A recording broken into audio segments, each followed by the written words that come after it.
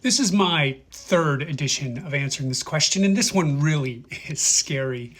I was a long time ago, and I was guiding a route, a relatively popular line on the South Arete of South Early Winter Spire in Washington Pass in Washington State, just outside of North Cascades National Park. And there's a couple of approaches. There's a trail approach that you use once everything's dried out. But in this particular case, we had parked at this hairpin turn. There's this gully called Spire Gully. It's a snow gully. And we hiked up at about 2,000 feet to a little pass. You go through the pass, come around, and climb the route. So we're on the route and just climbing whatever. And this block from an adjacent mountain, a peak called Blue Lake Peak, fell off into the gully. But this block was like the size of like a minibus. And it hit the snow like a rock hits water. It like splashed down.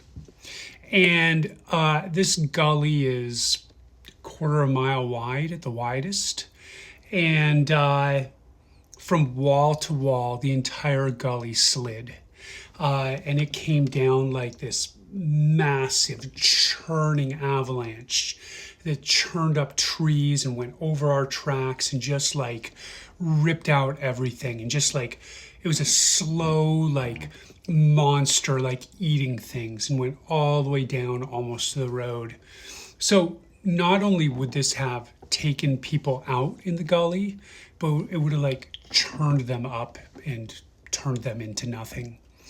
And since then, like, you know, I didn't know as much about avalanches at that point as I do now.